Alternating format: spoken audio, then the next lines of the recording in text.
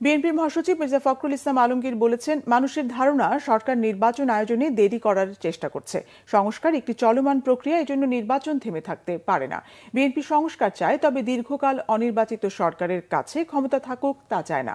জাতীয় প্রেসক্লাবে জাতীয় গণতান্ত্রিক পার্টি জাগবার আলোচনা সভায় ফখরুল ইসলাম আলমগীর বলেন, আওয়ামী ফ্যাসিবাদের পতনের পর বাংলাদেশকে নতুন করে গড়ে তোলার সুযোগ এসেছে। 2009 সাল থেকে ফ্যাসিবাদের বিরুদ্ধে সংগ্রাম শুরু হয়েছিল।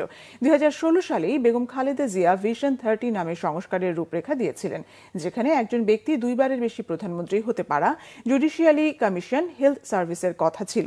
তিনি বলেন, অন্তর্বর্তী সরকার সেগুলোর দিকে নজর না দিয়ে রাজনৈতিক দলগুলোর সমালোচনায় ব্যস্ত। মানুষের মধ্যে নির্বাচন নিয়ে শঙ্কা দেখা দিচ্ছে। অন্তর্বর্তী সরকারের প্রতি পূর্ণ সমর্থন আছে, সব ধরনের সহযোগিতা করতে ইচ্ছুক। তারা দ্রুত নির্বাচনের ব্যবস্থা করবে বলে আশাবাদ ব্যক্ত করেন তিনি। সংস্কারটা সবাই চায়, স্বস্তি চায়, বাজারে স্বস্তি চায়, নিরাপত্তা চায়, রাস্তায় বেরিয়ে খুন হয়ে যাবে না সেটা চায়, গাড়ি অ্যাক্সিডেন্ট করে 6 জন 7 জন 8 জন করে মারা যাবে না এটা চায়। ওইদিকে একটু নজর দিতে হবে, তো প্রশাসনের নজর দিতে হবে, গভর্নেন্সের দিকে নজর দিতে হবে। আমি আশা করব যে সরকার আরো বেশি গভর্নেন্সের দিকে নজর দেবেন।